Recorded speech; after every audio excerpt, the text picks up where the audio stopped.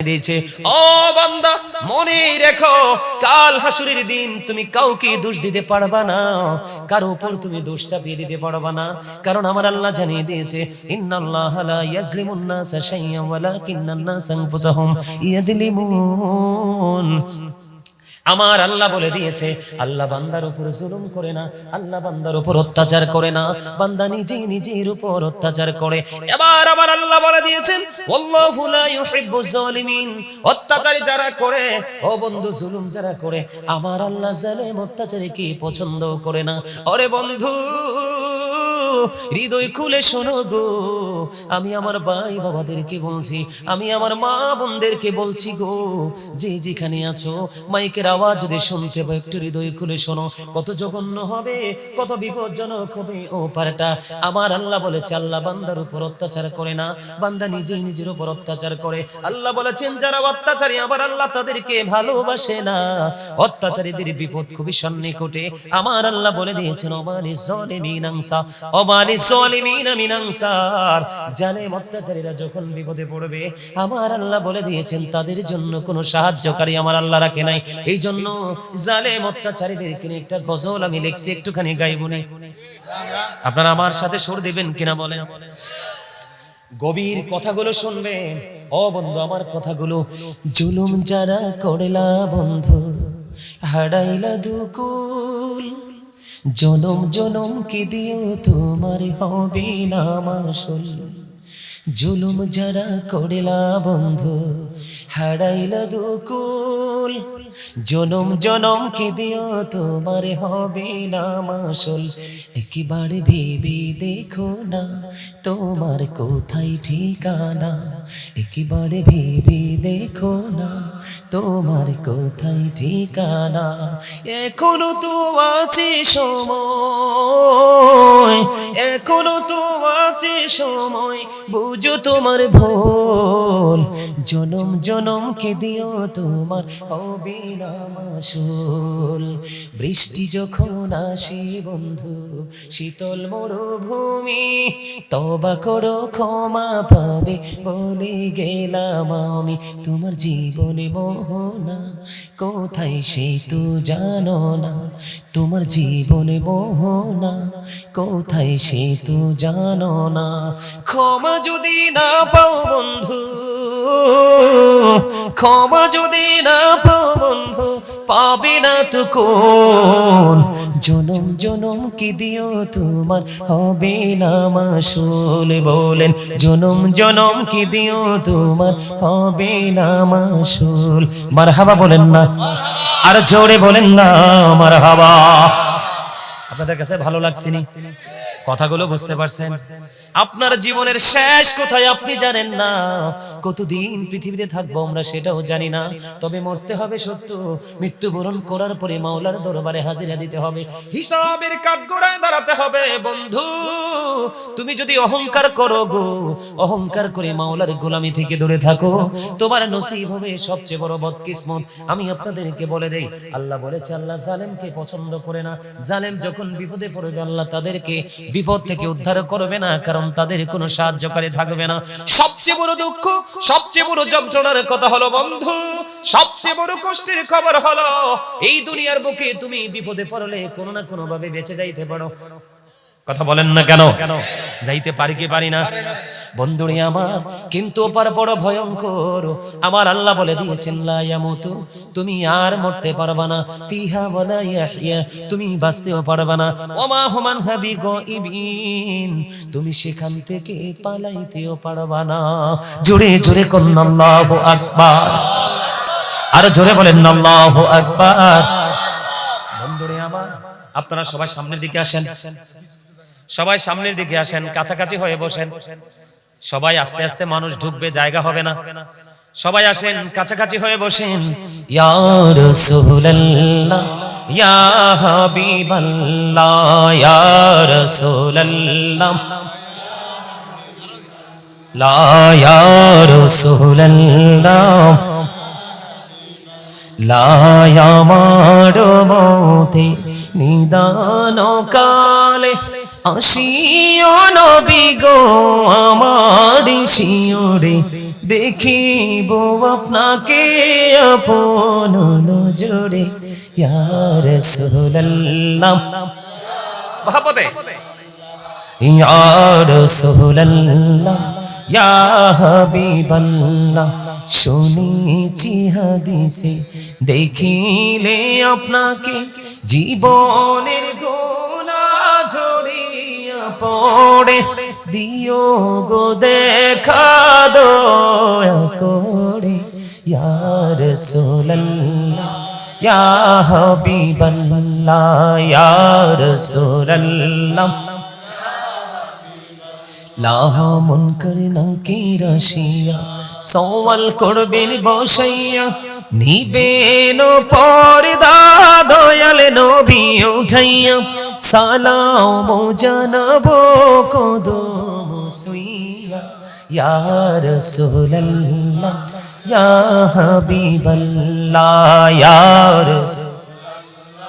ইয়া হাবিবাল্লাহ গোসল করাইয়া কাফন পরাইয়া যখনই রাখিবে কবর শোয়াইয়া লইও গো কোলে গোলাম বলিয়া ইয়া রাসূলুল্লাহ ইয়া হাবিবাল্লাহ ইয়া রাসূলুল্লাহ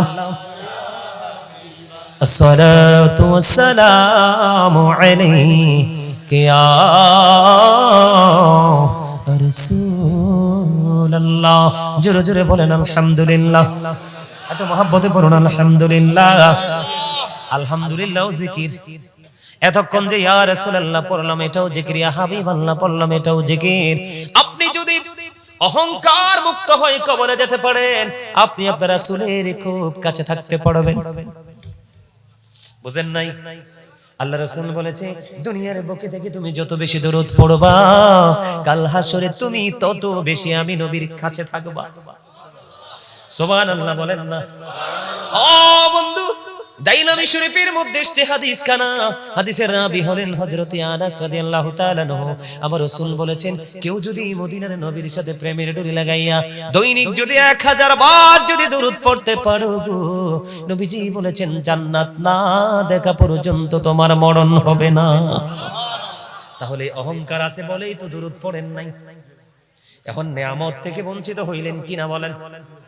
আরো জোরে বলেন এই জন্য বলেছি বন্ধু অহংকার করো না তাকাব্বুরি করো না কারণ অহংকার হলো আমার আল্লাহর কুদরতি গায়ের চাদর কি আমার আল্লাহর কুদরতি গায়ের চাদর অহংকার করা মানে আল্লাহর কুদরতি চাদর ধরে টান দেওয়া ও বন্ধু আল্লাহ রাব্বুল আলামিনের সমকক্ষে তো কেউ নাই আসেনি আরে জোরে বলেন কুল হু আল্লাহু আহাদ আল্লাহ ইজ ওয়ান ঠিক কিনা বলেন লা ইলাহা ইল্লাল্লাহ there is no god but Allah সে আল্লাহ ব্যতীত কোনো উপাস্য নেই কোনো ইলাহ নেই বাস্তব সত্য কিনা বলেন তাহলে অহংকার কর আল্লাহর সাজে কারণ তিনি লা শারীক তিনি অদ্বিতীয় ওনার কোনো ক্ষয় নেই ওনার কোনো বিনাশ নেই ওনার কোনো মরণ নেই ও বন্ধু আল্লাহ যদি অহংকার করে সেটা মানায় এই যে একটু আগে বললাম আপনি আমি এখন থেকে আগামী দিনে কি করব কোথায় যাব কি খাবো একটাও আপনি আমি জানি না তাহলে এত কিছু অজানা থাকার পরে অহংকার মুক্ত হয়ে পথ চলা আমাদের উচিত ঠিক কিনা বলেন আমি আর অহংকার নিয়ে কথা বলছি না কারণ এগুলো আমার আলোচনার বিষয় না আপনারা বলেন অহংকার মুক্ত থাকতে হবে কি না কারণ আমার আল্লাহ আমাদেরকে সুন্দর করে বানিয়েছে আল্লাহর মন মতো করে বানিয়েছে আমার আল্লাহ কোরআন শরীফে 30 পারায় বলে দিয়েছে বন্ধু কিন্তু এই মানুষগুলো কাল হাসরের দিন পিপিলিকার নেই ছোট হয়ে অপমানযুক্ত হয়ে টেনে হিসড়ে নাকি তাদেরকে জাহান্নামে নিয়ে যাওয়া হবে কিন্তু বন্ধু আপনার আমার মধ্যে এমন একজন মানুষ আছে আজকে পাগলের মতো ছুটে এসেছে যে আজকে আমার কাজ শুধু মাহফিলে বসে বসে গাজী সুলাইমান আল কাদরির আলোচনা শুনবো কারণ আমি তার অনেক বড় ভক্ত ঠিক কিনা বলেন আছে না নাই বলে এই কথাটা হুজুর কিভাবে বললেন আপনার কনফিডেন্সটা এত হার্ড কিভাবে হলো সেটার কারণ হলো আমিও তো একদিন ছোট্ট মাহফিল শুনতাম এখনকার মতো কিন্তু ঘন ঘন মাহফিল আমরা যখন ছোট ছিলাম তখন হতো না। কয়েক গ্রাম পরে একটা মাহফিল হতো।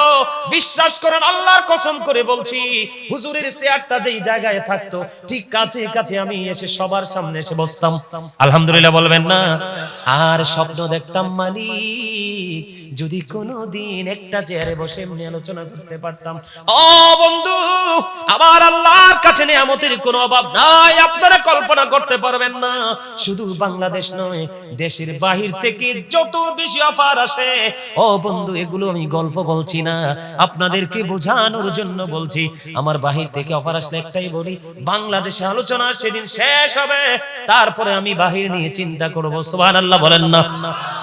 এটা কেন হয়েছে জানেন? এটা হয়েছে আমার বন্ধু অপ্রতিরোধ্য ছিল আমার স্বপ্ন।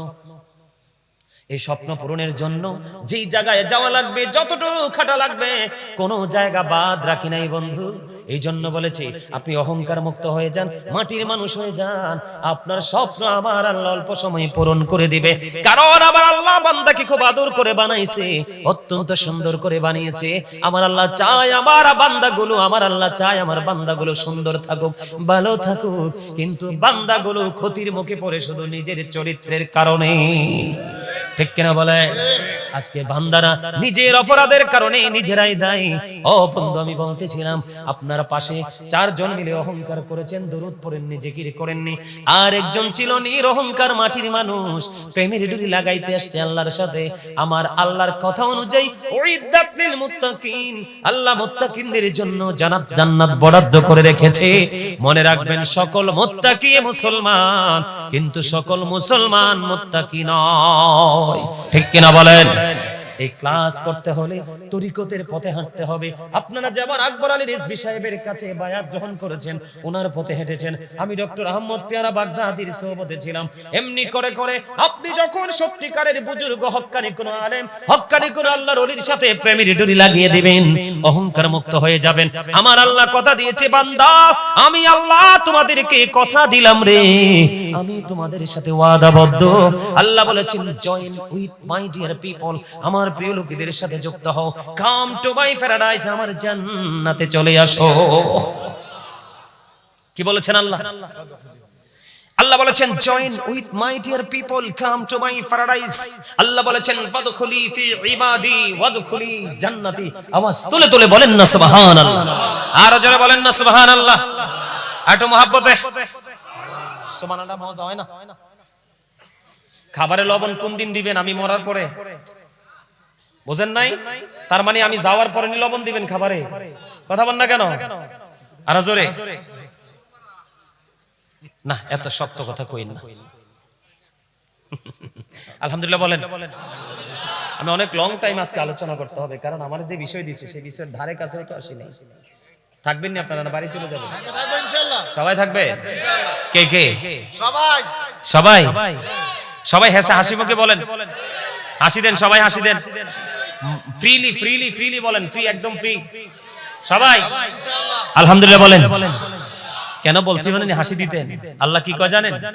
আল্লাহ বলে, যখন তোমার কেউ ছিল না তখন ছিলাম আমি, এখন তোমার সব হয়েছে, পর হয়েছি আমি। যখন তোমার কেউ রবে না, রব শুধু আমি। আমার কাছে আসতে হবে, মনে রেখো তুমি। তোরা চাসনি কিছু, তোরা চাসনি কিছু কারো কাছে খোদার মদদ ছাড়া, অন্যের ওপর ভরসা ছেড়ে নিজের পায়ে দাঁড়া। বুঝতে পারছেন? আপনারা কি নিজের বাজার নিজে করে নিবেন, নাকি আপনার ছেলে পাঠাবে সে আশায় থাকবেন? কোনটা বুঝতে পারছেন নি? অন্যের উপর ভরসা করা যাবে না, অন্যের উপর ডিপেন্ডেন্ট হওয়া যাবে না। আপনার বাজার আপনাকে করে নিতে হবে, কারণ এই পৃথিবীর এই প্রজন্মের সন্তানগুলো অত্যন্ত নিষ্ঠুর। বাবা মরার পরে বাবার কবরের পারে তো যাবি না, বাবার সম্পদ নিয়ে কিভাবে নিজের হাতে করে নিবে সেই স্বপ্ন নিয়ে ব্যস্ত থাকবে। আমি আজকে বলে গেলাম, এই প্রজন্মের যুবক যুবতীরা যেইভাবে উল্টো পথে হাঁটতেছে, নোংরা নষ্ট পথে হাঁটতেছে, ও বন্ধু, পিতামাতার জন্য এক একটা সন্তান এক একটা অভিশাপ, সবচেয়ে বড় ভয়ঙ্কর বোঝা। বলে বলে হুজুর সবাই কি? না, সবাই না, ভালো তো আছে। কেন বললাম বন্ধু, এই প্রজন্মের ছেলেরা আপনারা ফলো করেন আপনাদের পীর সাহেবকে, হক্কানি আলেম খোঁজেন, মাহফিল খোঁজেন, আর এই যুগের ছেলেরা মোবাইলের মাধ্যমে বেঈমান কাফেরদের জিনিস খোঁজে। কথা বলেন না কেন? এই জন্য আমি প্রায় আজে বলি, মুরব্বীদের অন্তর আল্লাহ রসুলের প্রেম ভালোবাসায় ভরা, আর বর্তমান প্রজন্মের ম্যাক্সিমাম যুবক যুবতীদের অন্তর হিংসা, নোংরামি আর আত্মগরিমায় ভরা। ঠিক কিনা বলেন? কারণ ক্লাস দুইটা, কয়টা? একটা হলো নেগেটিভ, একটা হলো পজিটিভ। পজিটিভ হলো আজকের এই জান্নাতের বাগান। আমাদের যুবকেরা যেই পথে হাঁটে সেই পথ হলো বন্ধু জাহান্নাম। কারণ তারা যেইটা নিয়ে সারাক্ষণ ব্যস্ত থাকে এইটা আপনাকে জাহান্নাম পর্যন্ত পৌঁছে দিবে। কারণ আমার আল্লাহ বলেছেন উইদ্দাত লিল কাফিরিন, কাফিরদের জন্য বরাদ্দ করেছে জাহান্নাম। আল্লাহ মুসলমানদেরকে সতর্ক করেছেন, অ্যালার্ট করেছেন। আমার আল্লাহ বলেছেন ইন্নাল কাফিরিনা কানু লাকুম আদুওয়াম মুবিনা। আমার আল্লাহ বলেছেন the heretics are the eternal enemy of the believers। ঈমানদারদের প্রকাশ্য শত্রু হলো বেঈমান কাফেরেরা। আমার কথা কি বুঝে আসে? আপনারা বলেন মোবাইলে মুসলমানের কিচ্ছু আসেনি? নাই তো, সব মাতাল বন্ধু। এটার মধ্যে যা আছে বেঈমান কাফের মুশরিক ইহুদিদের সংস্কৃতি। কথা বলেন না কেন? আরো জোরে। আমি যে আয়াত ধরেছি সেই আয়াতের সূত্র ধরে আলোচনা করব বন্ধু। তাহলে অহংকার মুক্ত থাকার দরকার আছে না নাই? সবচেয়ে বেশি সম্মানী মানুষ সবচেয়ে বেশি লাঞ্ছিত হয়ে জাহান্নামে যাবে। শুধু কিসের কারণে? অহংকারের কারণে না, শুধু নিজের ক্যারেক্টারটাকে পৃথিবীর লোভে নষ্ট করার কারণে। কথা বলেন ঠিক না বেঠিক? এর মধ্যে একটা হলো অহংকার। আমি আজকে আলোচনা করব বন্ধু একটা গুরুত্বপূর্ণ বিষয় নিয়ে। যেহেতু বাড়ির মধ্যে, গ্রামের মধ্যে মাহফিলটা হচ্ছে, আমাদের সোশ্যাল পলিটিক্স কিন্তু অত্যন্ত ভয়ঙ্কর, ঠিক না? গ্রামের বুদ্ধি কিন্তু খুব অভিশপ্ত বুদ্ধি, জানেন না এটা? আরো জোরে। আমি প্রমাণ করে যাব কিন্তু। বলে হুজুর আপনি, আমিও তো গ্রামেরই, আপনারটা যেমন গ্রাম আমারটাও তেমন গ্রাম। আপনার গ্রামে যেমন ভালো মন্দ আছে আমার গ্রামে ভালো মন্দ আছে, তবে মন্দের সংখ্যাই দিন দিন বেড়েই চলছে। ঠিক কিনা বলেন? আজকে সে মন্দ সাইডটা নিয়ে আমি একটু আলোচনা করব যেন আমরা সতর্ক হতে পারি। ঠিক কিনা বলেন? বলেন তো এখনকার বাচ্চা কাচ্চা কেন নষ্ট হচ্ছে? দোষ কার? গার্ডিয়ান। Absolutely right. কথা বলেন, কে দোষ কার? আব্বার আর আম্মার। গার্ডিয়ান কইেন না, ডাইরেক্ট কোন। গ্রামের মানুষ তো সবাই বুঝতে পারবে দোষ কার? আব্বা এবং আম্মা। যারা মা এবং বাবা ওরা কিন্তু তাদের সন্তানকে রাস্তায় ছেড়ে দেয় না। যারা আব্বা এবং আম্মা তারাই সন্তানকে রাস্তায় ছেড়ে দেয়। পরে ব্যাখ্যা করব। কথা বুঝতে পারছেন আমার? বলে কেন বললেন? এই এদিক তাকান। বিয়ের কথা হইলে ছেলের বাড়ি মেয়ের বাড়িতে ব্রেন পার্টি বাজে, মিউজিক বাজে কি বাজে না? আমার গান বাদ্যযন্ত্র হয়নি, হয় না? আমার রাসূল বলেছেন the music and musical instrument will be increased। কিয়ামতের পূর্বক্ষণে গান বাদ্যযন্ত্র বেড়ে যাবে। এই গান বাদ্যযন্ত্র বেড়ে যাওয়া কিয়ামতের একটা অন্যতম আলামত। নাউজুবিল্লাহ বলেন। বিয়ে বাড়িতে সারা রাত গান বাদ্য হয়, মেহেদি রজনী হয়, হয় কি হয় না? বন্ধু আরেকটা অভিশাপ হলো মহল্লার ইমাম সাহেব। কি? আরেকটা অভিশাপে গান বাদ্যযন্ত্রের সাথে আরেকটা অভিশাপ হলো মহল্লার ইমাম সাহেব। বলে হুজুর কেন গো? আমার রাসূল বলে দিয়েছেন কিয়ামতের আলামতের মধ্যে যেমন গান বাদ্যযন্ত্র, ঠিক উল্টো দিকে তাকিয়ে দেখেন রাসূল বলেছেন কিয়ামতের পূর্বক্ষণে নামদারি মূর্খ আলেমের সংখ্যা বেড়ে যাবে। ভালো মন্দ তারা বুঝবে না, মন গড়া ফতোয়া দিয়ে দিবে দলের হয়ে, আর সাধারণ মানুষগুলো বিভ্রান্ত হয়ে যাবে।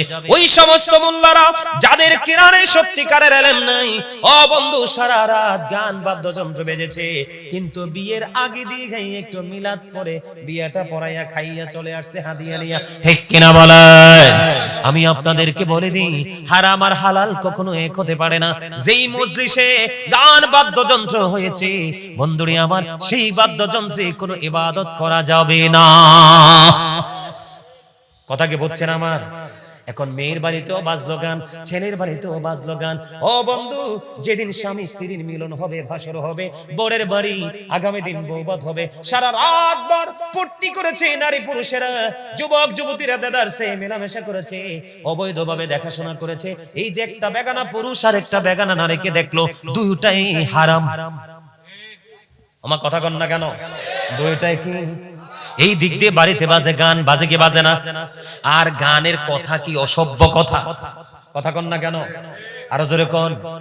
শব্দ শুনলে ঘৃণা লাগে এমন আছে না? কথা কোন না কেন? বেশি আসেনি? ওই মিজান ভাই কইতেছে সবচেয়ে বেশি নাকি হিন্দি ডিজে পার্টি। কথা কোন না কেন? বাংলা ভাষা বাদ দিয়ে হিন্দি নিয়ে পড়েছো, এই জন্য বাবা মা দুজনের মিলন হয়। ও বন্ধু, বাচ্চাটাও দেখবেন আসার পরে ওয়াজ দিলে শুনবে না, গজল দিলে শুনবে না। ও বন্ধু, কার্টুন ব্যঙ্গচিত্র দিলে দেখবেন বাচ্চা ঠান্ডা হয়ে গেছে, গান দিলে দেখবেন বাচ্চাটা ঠান্ডা হয়ে গেছে। তার এক্সাম্পল সোজা কথা বলি, আপনি যদি তালের চারা লাগান, তালের দানা লাগান, তালের চারা উঠবে। দিন শেষে প্রাপ্ত বয়স্ক হয়ে এখানে তালি ধরবে, নারকেল ধরবে না। আপনি তো বাজারে গিয়েছেন ল্যাংড়া আমের জন্য, কিন্তু বন্ধু আপনি ল্যাংড়া আম কিনতে গিয়ে নার্সারিতে দেখলেন ওই কি জানি হয় বৃক্ষ মেলায় গেলেন, যাওয়ার পরে দেখলেন একেবারে তাজা সবুজ শ্যামল ছোট্ট একটা তেঁতুলের চারা, অত্যন্ত সবুজ গ্লেজি ছোট্ট ছোট্ট পাতা দেখে আপনি তেঁতুলের চারার প্রেমে পড়ে গেলেন। না জানি কি নিয়ামত আছে রে, ওই তেঁতুলের চারা বড় হয়ে বন্ধু তেঁতুল ধরলো, পাকার পরে কামড় দিলেন, দেখলেন দাঁত চুল দাড়ি সব পড়ে যাবে। কথা বলেন না কেন? আরো জোরে। আপনি তো গিয়েছিলেন ল্যাংড়া আমের চারা আনতে, কারণ আপনি মনে রাখেন তেঁতুল গাছের চারা কিন্তু পরিপূর্ণ হয়, দেখতে অপূর্ব সুইটেবল হয়। দেখছেন নি তেঁতুলের চারা, ছোট্ট ছোট্ট পাতা হয়, অত্যন্ত সুন্দর থাকে তেঁতুলের চারা। আর ল্যাংড়া আমরা অত্যন্ত সুস্বাদু, কিন্তু চারার মাথায় থাকে, বডিটা থাকে অত্যন্ত খসখসে, দুইটা চারটা পাতা থাকে, আসলে ভিতরেই তো মজা। ঠিক তেমনি ভাবে আপনি স্বপ্ন দেখেন আপনার ছেলেকে কোটিপতি মেয়ে বিয়ে করাবেন, মেয়ের বাবা স্বপ্ন দেখে আমার মেয়েটাকে কোটিপতির ছেলের কাছে বিয়ে দিব। কিন্তু বন্ধু আল্লামা ইবনে হাজার আসকালানি হাসান ইবনে জাকওয়ান থেকে তিনি বর্ণনা করেছেন, তোমরা ধনী লোকের সন্তানের সাথে ওঠা বসা করো না, কারণ ধনী লোকের সন্তানেরা ম্যাক্সিমাম সমাজের জন্য অভিশাপ। আপনারা দেখবেন মধ্যবিত্ত পরিবারের মানুষ কিন্তু লজ্জায় কোনো কিছু করে না, আর যাদের ধন দৌলত টাকা পয়সা আছে বন্ধু, তারা কোনো লজ্জা শরমের তোয়াক্কা করে না, যেটা মন চায় সেটাই করে ফেলে। কথা আছে না নাই? এই জন্য আমি প্রায় আজে বলে থাকি, the rich are not always happy. ধনীরা সব সময় সুখী নয়, the poor are born to suffer. গরিবরা জন্মগ্রহণ করেছে দুঃখ ভোগের জন্য। ঠিক কিনা বলেন? বলে হুজুর এতগুলো কথা কেন বলছেন? এতগুলো কথা বলার কারণ হলো আমি আমার আসল জায়গায় চলে যাচ্ছি। বন্ধু ধনী লোকের ছেলেরা পর্দার তোয়াক্কা করে না, ধনী লোকের মেয়েরা পর্দার তোয়াক্কা করে না। করে কি করে না? ধনী লোকের ছেলেরা বউকে ছেড়ে দিতে হবে নাকি রাখতে হবে সেই তোয়াক্কা করে না। ও বন্ধু, ধনী বাপের বেটিও এই স্বামীর ঘর করতে হবে কি হবে না সেটার তোয়াক্কা করে না, কারণ বাবার তো বস্তা ভরা টাকা আছে, টাকা দিয়ে কি করে দিতে পারবে? ফিল আপ করে দিতে পারবে। ছেলে এবং মেয়ে উভয় ক্ষেত্রে বন্ধু এইরকম। কারণ বললে হুজুর এখানে আসলেন কেন গো? আপনাদের গ্রামে গ্রামে ছেলে বউ আর বউয়ের ছেলে আর ছেলের বউর ঝগড়া আছে না নাই? ছেলে স্বামী স্ত্রীর হক আদায় করে না, এবং স্ত্রীও স্বামীর হক আদায় করে না। স্বামী পর্দা করে চলে না, স্ত্রীও পর্দা করে চলে না, আছে না নাই? আল্লাহ কোরআনে বলেছিল আশিরুহুন্না বিল মারুফ, তোমরা সুন্দরভাবে জীবন যাপন করো। কাকে বলেছে? স্বামী এবং স্ত্রীকে বলেছে। জোরে জোরে কন্যা সুবহানাল্লাহ। আমার ওয়াজটা কি শুনবেন নি নাকি বিরক্তি চলে আসছে আপনাদের? বিরক্তি চলে আসছে? আমি ধীরে ধীরে বন্ধু ভিতরের দিকে যাব। আগে আমি পর্দাটা নিয়ে একটু আলোচনা করব না স্বামী স্ত্রী নিয়ে? স্বামী স্ত্রী ঠিক আছে, জামাল কইছে স্বামী স্ত্রী নিয়ে ওয়াজ করতে। আগে স্বামী স্ত্রীর ওয়াজে চালাই। ইসমাইল কি গো? সবুজ কি গো? হ্যাঁ, আগে স্বামী স্ত্রী। হ্যাঁ, আচ্ছা, আমার চাচাও কইছে স্বামী স্ত্রী। আজ বুঝছি তো, আমি গেটআপ দেখে তো বুঝছি সভাপতি যে। আলহামদুলিল্লাহ কর না কেন? আরো জোরে, আরো জোরে কর আলহামদুলিল্লাহ। এই ফিলের যিনি কর্তৃপক্ষ, একটা ছেলে যে আসছিল, আপনার কি জানি বলে একটা, উনি তো আপনার ছেলেটাকে বলেন, ওনার নাম তো জানি না, উনি একটু চা খাইতে চাইছিল। আমি কিন্তু ওই সময় দেখছি উনি পিছন দিয়ে ডাকছিল, কিন্তু শোনেন নাই। ওনার জন্য একটু চায়ের ব্যবস্থা করেন। আলহামদুলিল্লাহ বলেন। চাটা কেন জানেননি? কারণ আসল বিষয়টা চয়েস করছে, এই জন্য চাটার অর্ডারটা দিচ্ছে। আলহামদুলিল্লাহ কর না কেন? আরো জোরে। আরো কথা আছে পরে বলবো। হেইয়া আমিও শুনবো আনি। আলহামদুলিল্লাহ বলেন। আষ্ট মহব্বতে আরো জোরে কর। স্বামী স্ত্রী আমাদের মধ্যে অনেকে আছে স্বামী স্ত্রীর সম্পর্ক বর্তমানে বাংলাদেশের আমার দিকে তাকানো বন্ধু মাঝে মাঝে একটু হাসাই যেন ক্লান্তি না আসে আপনাদের মধ্যে যেন কোনো ধরনের ভারী মনোভাব না আসে আমার দিকে তাকানো বন্ধু স্বামী স্ত্রীকে আমার আল্লাহ বলেছেন সুন্দর করে চলার জন্য মোহাব্বত লাগায়া চলার জন্য ও বন্ধু আমার দিকে তাকান আমি আপনাদেরকে বলে দিই আমার দিকে তাকান কথা বলা যাবে না আমি কি বলতে চাই আল্লাহ রাসূল বলেছে ওই যে স্বামীটা পান খায় কি খায় কথা বলেন যে স্বামীটা কি খায় আমার রাসূল বলেছে যেই স্বামীটা পান খায় তুমি তোমার স্বামীটা অনেক পরিশ্রম করে তোমার ঘরে ফিরে এসেছে তুমি তোমার স্বামীটার কাছে বসে তার সাথে মিষ্টি মিষ্টি আলাপ করো তার ক্লান্তিটা দূর করার চেষ্টা করো আর সাথে সাথে একটা কিলি পান বানায়া দাও এই পান বানায়া বা চা বানিয়ে দাও যে যেটা পছন্দ করে আল্লাহ রাসূল বলেছে স্বামী স্ত্রী মহব্বত করে কিছু সময় যদি প্রেমময় আলাপের মধ্যে যদি থাকতে পারো গো তোমার আমল নামায় নফল ইবাদতের সওয়াব আমার আল্লাহ দিয়ে দিবে সুবহানাল্লাহ জোরে জোরে বলেন না সুবহানাল্লাহ এখনকার স্বামী স্ত্রীর মধ্যে প্রেম আসেনি আরো জোরে বলেন আসেনি এখনকার স্বামী স্ত্রী হলো ইঁদুর এবং বিড়ালের মতো কিসের মতো বিড়ালে যদি ইঁদুর পায় কি করে বিড়ালে ইঁদুর পাইলে কি হয় খুশি হয় কারণ চেপে ধরে তার পেটের খিদা নিবারণ করতে পারে ও বন্ধু এখনকার স্বামী স্ত্রী ইঁদুর বিড়ালের মতো সম্পর্ক বাচ্চাগুলো কেমন জানি হয় ঠিক কিনা বলেন না আমি খাইবো না আমার 5 ঘন্টা ওয়াজ করলো ইনশাআল্লাহ কিছু লাগবে না লাগে না এটা লাগে না আপনি খান আমি অর্ডার দিছি তো অনুমতি দিছি তো আলহামদুলিল্লাহ বলেন না কেন ইঁদুর আর বিড়ালের মতো স্বামী স্ত্রীর সম্পর্ক বন্ধু আমি আপনাদেরকে বলে দেই সারা দিন স্বামী পরিশ্রম করলো সারাটা দিন স্বামী তোমার জীবন জীবিকার জন্য পরিশ্রম করলো সারাটা দিন ও বন্ধু এমন পরিশ্রম করলো মাথা থেকে কত ফোঁটা ঘাম ও বন্ধু তোমার স্বামীর গায়ে দিয়ে ঝরে ঝরে পড়লো কিন্তু স্বামীটা তোমার ঘরে আসলো দেখতে দেখতে বিকেলটা শেষ হয়ে গেল সন্ধ্যা শুরু হলো রাত্রি যখন দ্বিপ্রহরের কাছাকাছি চলে আসলো সকল মানুষ ফ্যামিলির প্রত্যেকটা মানুষ তোমার ঘুমিয়ে গেল এই সময় স্বামী তোমাকে আপন করে কাছে চাইলো কিন্তু বন্ধু অত্যন্ত গুরুত্বপূর্ণ হাদিস আমার রাসূল বলেছে এই সময় রাত্রি যখন দ্বিপ্রহর চলে আসলো সমস্ত পৃথিবীর মানুষ নীরব হয়ে গেল ও বন্ধু বিছানার সাথে পিঠ লাগিয়ে তারা ঘুমিয়ে গেল ঠিক এমন সময় স্বামীর মনে চেয়েছে আমি আমার বিবিকে একটু ভালোবাসবো একটু আদর দিব একটু স্নেহ করব কিন্তু বন্ধু স্বামী তোমাকে আদর করে কাছে ডাকলো গো এই কাছে ডাকার পরে স্বামীটা তোমাকে সারা দিন পরিশ্রম করে তোমার সাথে মিষ্টি আলাপ করে একটু সময় কাটাবে প্রেম ভালোবাসা ভাগাভাগি করে নিয়ে যাবে আল্লাহ রাসূল বলেছে ও পৃথিবীর বিবি ও পৃথিবীর বিবিরা সবাই মিলে তোমরা শুনে রাখো ওই স্বামী যখন তোমাকে ডাকলো তুমি স্বামীটার ডাকে সাড়া দিলা না মুখটাকে উল্টো দিকে ফিরিয়ে মুখটাকে উল্টো দিকে ঘুরিয়ে তুমি কি করলা মুখটাকে উল্টো দিকে ঘুরাইয়া তুমি মুখটাকে ফিরিয়ে তুমি সারাটা রাত কাটিয়ে দিলা এই দিক দিয়ে তুমি অন্য দিকে মুখটা ঘুরিয়ে রাখলা স্বামী অনেক বেশি যন্ত্রণা নিয়ে তিনিও আরেকটা দিকে মুখটা ঘুরিয়ে রেখে তিনি সারাটা রাত পার করে দিল বন্ধু যখন আল্লাহ রাসূল বলেছেন যখন তুমি স্বামীর কলিজায় আঘাত দিলা ডাকি তুমি সাড়া দিলা না ঠিক তখন থেকে ওই সকাল পর্যন্ত বন্ধু অভিশাপের ফেরেশতারা ওই নারীটাকে লানত দিতে থাকে অভিশপ্ত করতে থাকে জোরে জোরে বলেন না নাউজুবিল্লাহ আরো জোরে বলেন না নাউজুবিল্লাহ সবচেয়ে বেশি গুরুত্বপূর্ণ সবচেয়ে বেশি রিস্ক থাকে কোন জিনিস রান্না করতে গেলে জানেননি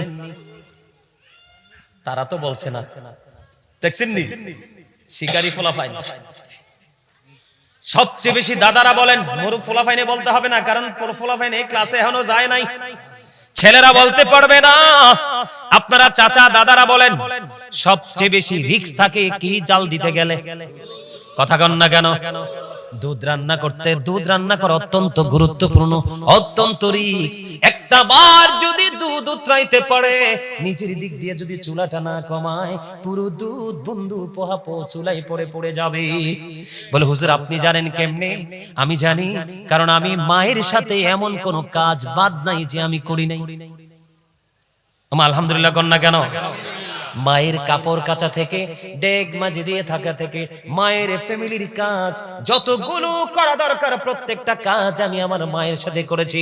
আপনি প্রশ্ন করলে সঠিক উত্তর আমি দিতে পারবো বন্ধু।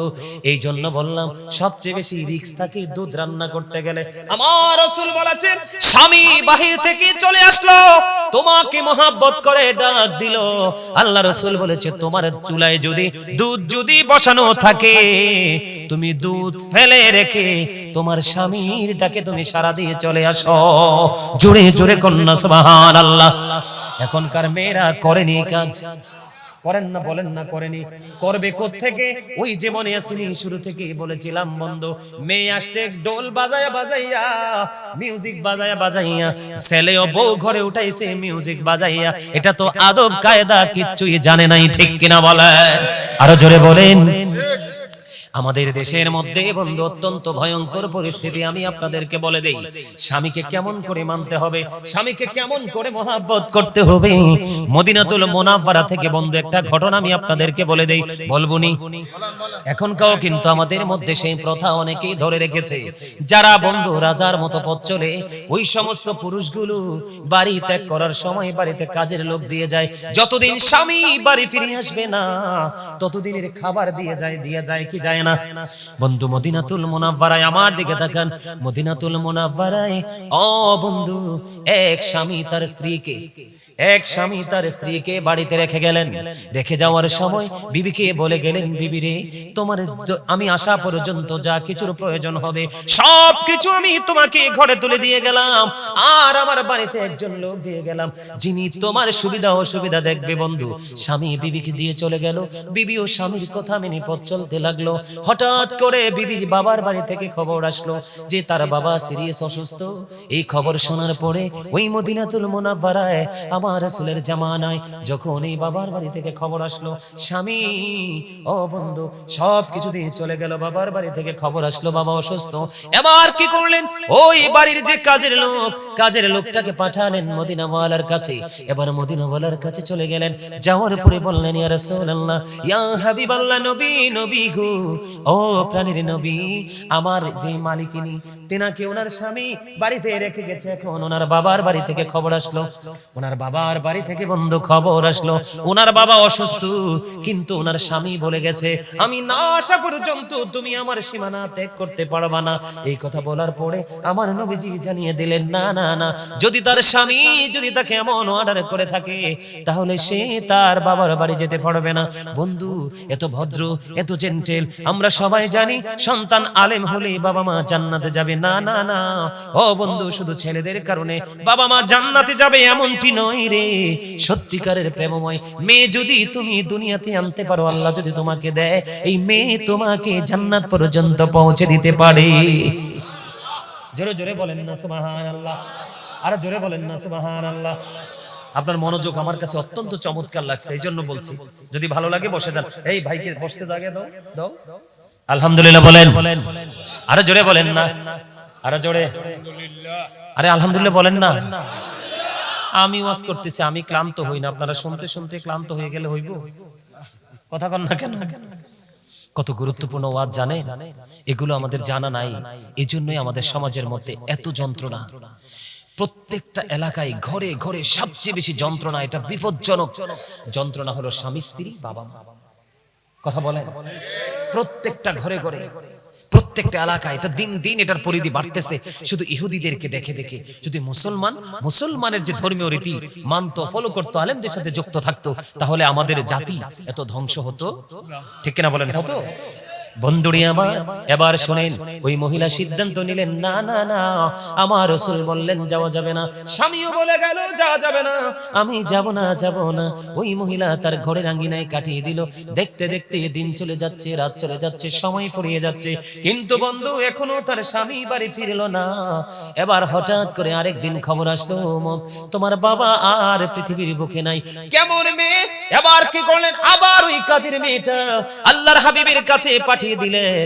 ওই রাসূলের কাছে যাওয়ার পরে বললেন, নবী গো, ওই যে নালিশ নিয়ে এসেছিলাম, ওই মহিলার বাবা আজকে পৃথিবী ছেড়ে চলে গেছে। ইন্না লিল্লাহি ওয়া ইন্না ইলাইহি রাজিউন। এখন ওই মেয়ে কি যেতে পারবে? রাসূল বললেন, তার স্বামী কি এখন ফিরে এসেছে? না গো রাসূল, না, তার স্বামী তো এখনো ফিরে আসে নাই। আমার রাসূল বললেন, স্বামীর অনুমতি ছাড়া যেতে পারবে না। ও বন্ধু, কি করলেন?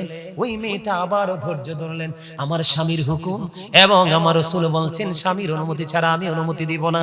এই মেয়েটা গড়ে রইল। ও বন্ধু, দেখতে দেখতে আপনারা তো জানেন, একটা মানুষ যখন মারা যায়, যত দ্রুত তাকে দাফন করা যায় ততই তো উত্তম। কারণ যদি সে অপরাধী হয়, সে তার যন্ত্রণার জায়গায় চলে গেল, আর যদি সে জান্নাতি হয়, তাহলে সে নিয়ামত ভোগ করার জায়গায় সে চলে গেল। জুড়ে জুড়ে বলেন না সুবহানাল্লাহ। বন্ধুরে আমার, এবার দেখতে দেখতে দিন চলে গেল, রাত চলে গেল। ওই বাবাকে কবরে দাফন করা হলো গো।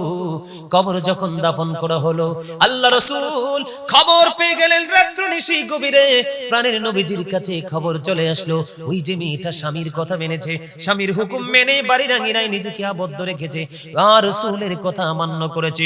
শুধুমাত্র এই মেয়েটার এই পথ চলার কারণে, পর্দা করার কারণে, স্বামীর কথা মানার কারণে, আল্লাহ রাসূলের কথা মানার কারণে আল্লাহ রাব্বুল আলামিন খুশি হইয়া তার বাবার পুরো জীবনের গুনাহগুলো আমার আল্লাহ মাফ করে দিয়েছে। জোরে জোরে কন্যা সুবহানাল্লাহ। বন্ধুরি আমার, আমার রাসূল বলে দিয়েছেন, আল মারওয়াতু ইযা সাল্লাতু খামসাহা, যে স্ত্রী লোক 5 ওয়াক্ত নামাজ পড়বে, ওয়াসামাত শাহরাহা, লজ্জাস্থানে রোজা রাখবে, ওয়াসামাত শাহরাহা, রমজান মাসে রোজা রাখবে, আহসানাত ফারজাহা, লজ্জাস্থানের হিফাজত করবে, আদওয়াত বালাহা ফালতাদখুল মিন আইয়াবিল জান্নাতি শাআত। আল্লাহ রাসূল বলেছেন, যেই মহিলা, যেই নারী 4টা কাজ করবে, ও আমার মা বোনদেরকে ডেকে ডেকে বলছি গো, যেই নারী 4টা কাজ করবে, একটা হলো 5 ওয়াক্ত নামাজ পড়বে, রমজান মাসে রোজা রাখবে, লজ্জাস্থানকে হেফাজত করবে, পর্দায় থাকবে। আল্লাহ রাসূল 4র্থ নম্বরে বলেছে, যেই বিবি স্বামীর কথা মেনে চলবে, আল্লাহ রাসূল বলেছেন কাল হাসরের দিন তার জন্য 4টা জান্নাতের দরজায় খোলা থাকবে, সে যেটা দিয়ে মন চায় সেটা দিয়ে ঢুকতে পারবে। আমার আল্লাহ তার জন্য পুরো রাস্তা উন্মুক্ত করেছে। জোরে বলেন না সুবহানাল্লাহ। তাহলে মা বোনেরা, নারীরা তার স্বামীকে মূল্যায়ন করতে হবে। একটা নারীর জীবনে শ্রেষ্ঠ নিয়ামত হলো তার স্বামী, কারণ স্বামীর সন্তুষ্টিতেই নারীর জান্নাত। আল্লাহর হাবিব বলেছেন, ও পৃথিবীর আমার মা বোনেরা, সবাই মিলে শোনো গো, তুমি যদি তোমার স্বামীর কথা মতো চলতে পারো, তবে হ্যাঁ, শুধু যে বিবি তার স্বামীর কথা মতো চলবে এমনটিও নয়, স্বামীটাও হতে হবে প্রেমময়। বাংলাদেশে অনেক স্বামী আছে অসভ্য, ঠিক কিনা বলেন? অনেক স্বামী আছে অসভ্য। আমি অসভ্যতার লাইনে পড়ে আসতেছি, আগে মা বোনদের সাইডটা আমি শেষ করে নেই বন্ধু। আল্লাহ রাসূল বলেছেন, কোন বিবি যদি ইন্তেকাল করে, ইন্তেকাল করার পরে তার স্বামী যদি বিবির জন্য কান্না করতে গিয়ে, আফসোস করতে গিয়ে একটা ফোঁটা চোখের পানি যদি ফালায়, আমার রাসূল জানিয়ে দিয়েছে, ওই নারীর জান্নাত কেউ আটকাতে পারবে না, বিনা হিসাবে যাবে সেই জান্নাতে। জুড়ে জুড়ে বলেন না সুবহানাল্লাহ। বন্ধুরে আমার, আমাদের গ্রামের মধ্যে একটা শয়তানি চলে, এটাও কিন্তু কিতাব থেকে সংগ্রহ করা। সেই শয়তানিটা হলো, এটারে আমরা আঞ্চলিক ভাষায় বলি জোলা। বুঝেননি? বলে বাবার বাড়ি নিয়ে জোলা করছে। কথা বললা কেন? মানে স্বামীর পকেট কেটেছে বিবি। স্বামীর পকেট কাটলে বিবির এটা দোষ না। স্বামীকে না জানিয়ে যদি বিবি স্বামীর পকেট থেকে টাকা নিয়ে খরচ করে, এটা দোষেরও না, এটা চুরিও না, এটা কোনো কিছু না, বরংস এটা হলো প্রেম। কথা বলেন না কেন? কিন্তু বন্ধু, সমস্যাটা হলো কোথায়? সমস্যাটা আমি আপনাদের সামনে একটুখানি তুলে ধরবো। এই সমস্যাটা কোথায় বন্ধু? সমস্যা হলো, আপনি স্বামীর পকেট থেকে টাকাগুলো নিয়ে গেলেন, কিন্তু নিয়ে বাবার বাড়ি রাখলেন। সময় যখন হলো, স্বামীর কাছে আবার এনে দিলেন বাবার বাড়ির কথা বলে। আছে না নাই? আপনাদের এলাকায় মনে হয় এরকম নাই, কিন্তু আমি আমার জীবনে এমন শয়তান মহিলা দেখছি। কথা কন না কেন? কি করে? স্বামীর পকেট থেকে নেওয়া দোষের না, কিন্তু স্বামী যখন গর্তে পড়বে বাবার বাড়ির নাম করে এনে স্বামীকে দেওয়া, এটা হলো অন্যায়। দিয়েছো তো দিয়েছো, সপ্তাহ পর পর স্বামীকে তুমি প্রেসার দিচ্ছ, তুমি আমার বাবার বাড়ির টাকাটা দিচ্ছ না কেন? কিন্তু না না না বন্ধু, এটা সত্যিকার অর্থে স্বামীর টাকা। এটা গেল একটা দোষ। আরেকটা দোষ হলো আমাদের দেশে, আমাদের বাংলাদেশের মধ্যে গ্রামে গ্রামে মহল্লায় মহল্লায় এক ধরনের নারী আছে, সকালে রান্না করে ডিউটি করতে থাকবে, এই বাড়ির কি ওই বাড়িতে। আছে না নাই? কথা বলেন, আছে না নাই? এই কথাগুলো কেন বলছি আমি ব্যাখ্যা দিচ্ছি বন্ধু। মদিনাতুল মুনাওয়ারায় এক বুড়িমা স্বপ্নে দেখলো, আমার দিকে তাকান, গভীর রজনীতে খৌফে দেখলো তার মেয়েটার এমন অবস্থা, মাথার মধ্য দিয়ে বন্ধু পেরেক ঢোকানো হচ্ছে, হাতের তালুতে বন্ধু আগুন পেরেক বসানো হচ্ছে, আগুনের শিকল পরিয়ে দেওয়া হচ্ছে, তার পায়ে এত যন্ত্রণা, চিৎকার করতেছে বন্ধু। এবার মেয়েটা স্বপ্ন দেখলেন, মা পাগল হয়ে গেলেন। স্বামী মেয়েটা স্বপ্ন দেখে মেয়েটার সাথে কথা বললেন, মা তোমার অবস্থা কেন? মা গো, এটার কারণ হলো আমার জীবনে কোনোদিন আমি আমার স্বামীকে মূল্যায়ন করি নাই। জোরে জোরে কন্যা নাউজুবিল্লাহ। এখন তো মা জানতে পারলেন স্বপ্নের কথা বলতেছি, বুড়ি মা বেঁচে আছে, মা দেখতেছে মেয়ে স্বামী রেখে পৃথিবী ছেড়ে চলে গেল। এবার দৌড়ে চলে গেল মদিনাওয়ালার কাছে। মদিনাওয়ালা শরীফ সর্বপ্রথম গেলেন ওই মহিলার স্বামীর কাছে। স্বামীর কাছে যাওয়ার পরে বললেন, বাবা তোমার স্ত্রী আমার মেয়ে সে কবরে বড় ভয়ঙ্কর অবস্থায় আছে, তুমি আল্লাহর ওয়াস্তে ক্ষমা করে দাও। এবার তার স্বামী ডাক দিয়ে বলল, না না না, আমি জীবনে কোনোদিন তাকে ক্ষমা করব না। কেন রে বাবা? এটার কারণ হলো সে কোনোদিন আমাকে মূল্যায়ন করে নাই, আমার কথা কোনোদিন সে শোনেনি।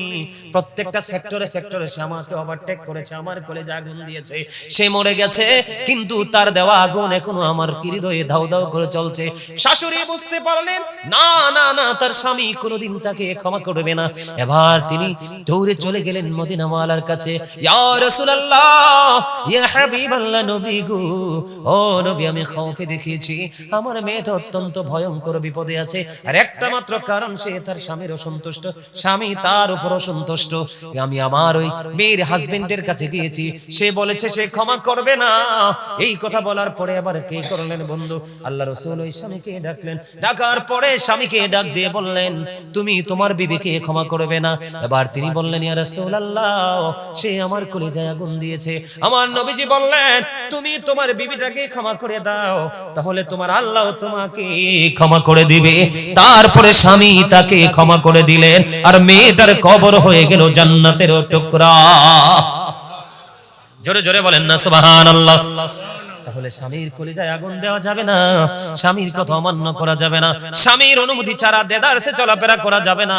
মনে রাখবেন, একটা নারীর জন্য তিনটা পুরুষ গুরুত্বপূর্ণ। কয়টা? একটা নারী তার বাড়ি ছেড়ে অন্য কোথাও যেতে হলে, কোথাও যদি যেতে হয়, বন্ধ হয়তো তার বাবা থাকতে হবে, বিয়ে হলে তার স্বামী থাকতে হবে, অন্যথায় তার পেটের সন্তান যদি উপযুক্ত হয় সন্তানকে নিয়ে যেতে হবে, অন্যথায় কোনো নারী একা একা পথ চলতে পারবে না। কারণ নারী হলো শয়তানের রশি, নারীকে শয়তান কুমন্ত্রণা দিয়ে বেশি নষ্ট করে দেয়, ঠিক কিনা বলেন? কারণ নারীরা হলো গোপনীয় জীব। কি গোপনীয় জীব? আল্লাহ রাসূল বলেছেন তোমরা তো ঘরের মধ্যেই থাকো, কারণ আল্লাহ কোরআনে বলেছেন, ওয়াকারনা ফি বুয়ুতিকুন্না ওয়ালা তাবাররাজনা তাবাররুজাল জাহিলিয়াতিল ওলা। আমার আল্লাহ বলেছেন, ওই জাহিলি যুগের নারীদের মতো তোমরা তোমাদের রূপকে অন্য কোনো বেগানা পুরুষকে দেখায়ো না, ঘর থেকে বের হয়ো না, তোমরা ঘরেই থাকো। হুজুর, আমরা কি বের হব না? বের হব, তবে বের হব ঘরটা নিয়ে বের হব। আমি যেই পোশাক পরলে আমাকে কেউ চিনতে পারবে না, বুঝতে পারবে না, আমার বডি ফিটনেস সম্পর্কে কোনো ধারণা করতে পারবে না, ওই সমস্ত পোশাক পরে বের হতে হবে। এইভাবে পোশাক পরে পথ চলা একটা নারীর জন্য ফরজ। সুবহানাল্লাহ বলেন না কেন? আরো জোরে বলেন না সুবহানাল্লাহ। তাহলে নারীদেরকে নিয়ে নারীদেরকে সতর্ক থাকার দরকার আছে না নাই? বন্ধুরে আমার, এখন অনেক স্বামী আছে আমি দেখতে পাই, সেও সাথে আছে বিবিকে এমন শাড়ি পরাইছে পাতলা, বিবি থ্রি পিস পরেছে, থ্রি পিস পরা কিন্তু সুন্নতে পোশাক, পুরো অঙ্গ ঢেকে থাকে, কিন্তু বন্ধু তুমি থ্রি পিসের সাথে ওড়না পরাইলা, ওই ওড়নাটা হলো একেবারে নেট জালের মতো। মাথায় দিয়েছে ঠিকই, কিন্তু তার অঙ্গ দেখা যায়। আল্লাহ রাসূল বললেন, যেই নারী পোশাক পরার পরেও তার অঙ্গ দেখা যায়, ওই নারী পোশাক পরিহিত নারী নয়, ওই নারী হলেন উলঙ্গিনী। সুরজুর কন্যা, নাউজুবিল্লাহ। তাহলে আজকে থেকে কি করা যাবে না বন্ধু?